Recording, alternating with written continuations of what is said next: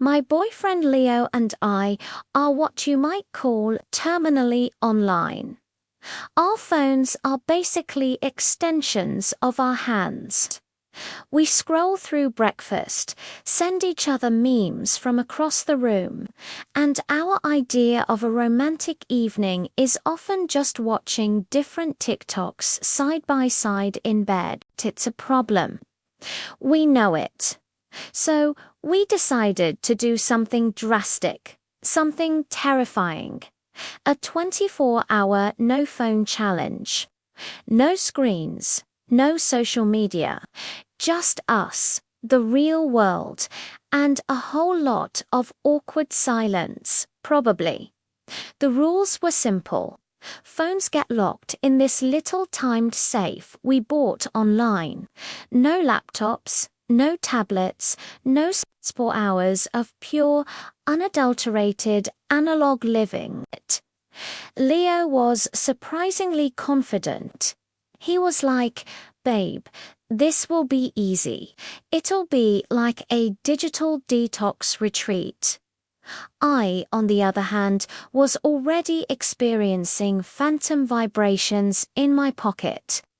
The moment we clicked the lock on that safe, a wave of panic washed over me. What if there's an emergency? What if my mum posts a cute picture of our dog? What if I miss a viral trend and become instantly irrelevant? The struggle was real. The first hour was weird. We just sat on the couch, staring at each other. "So, what do people do?" I asked. Leo shrugged. "Talk." It felt like a revolutionary concept. We tried making breakfast together, which was actually nice without me stopping every 2 seconds to photograph my perfectly arranged avocado toast. We talked about our day, like really talked, not just the highlights we'd normally text. We went for a walk, and for the first time in forever, I noticed the weird shapes of the clouds and the color of our neighbor's flowers instead of just trying to get a good shot for my Instagram story. But as the day wore on, the novelty started to fade, and the cracks began to show. Without the distraction of our phones, we were forced to actually confront the things we usually scrolled past.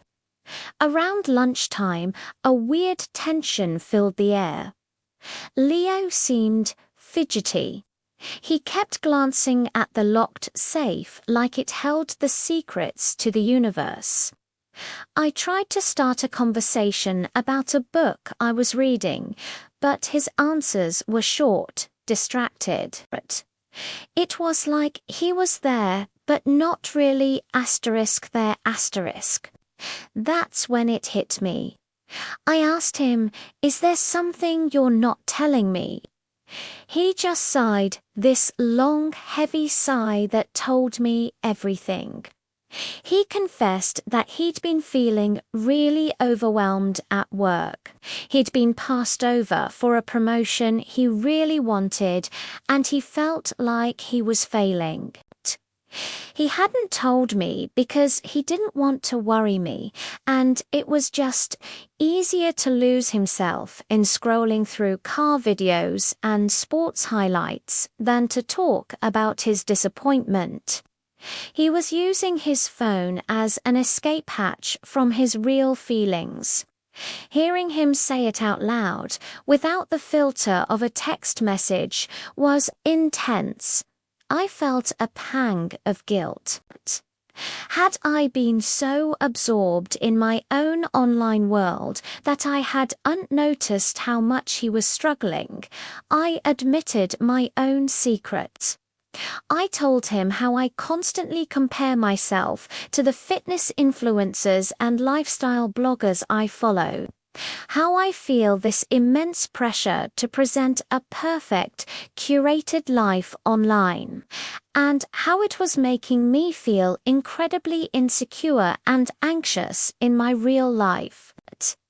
My phone wasn't just a distraction. It was a source of constant low-grade stress that I was completely addicted to.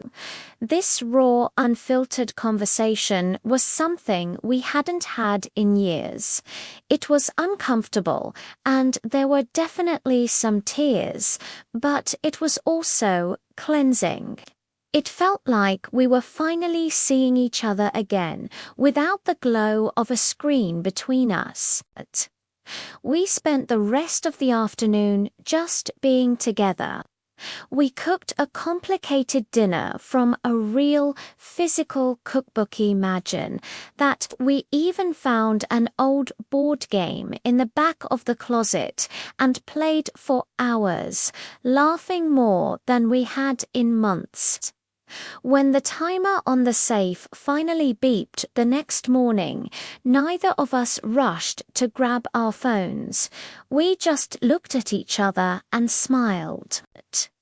The digital world was still there, waiting for us, but for the first time it didn't feel like the most important thing.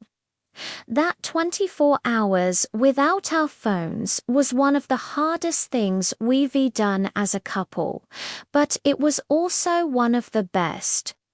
It forced us to disconnect from the noise and reconnect with what actually matters each other. Now, are we throwing our phones away forever? Absolutely not. I'm not a monster, but we've made a new set of rules. We have no phone zones in the house, like at the dinner table and in the bedroom. We make a conscious effort to put our phones away when we're talking to each other. It's a work in progress, but that challenge was a wake-up call. It showed us how easily we can use technology to hide from our lives and from each other. Sometimes the most important connection you can make is the one that doesn't require Wi-Fi. So, if you're feeling a little disconnected from your partner, or even just from yourself, I dare you to try it. Lock your phone away for 24 hours. It might be awkward, it might be uncomfortable, and you might discover some hard truths, but you might also rediscover something you've lost. Thanks so much for watching our journey. If this resonated with you, let us know in the comments, and don't forget to like and subscribe for more real-life experiments. See you next time.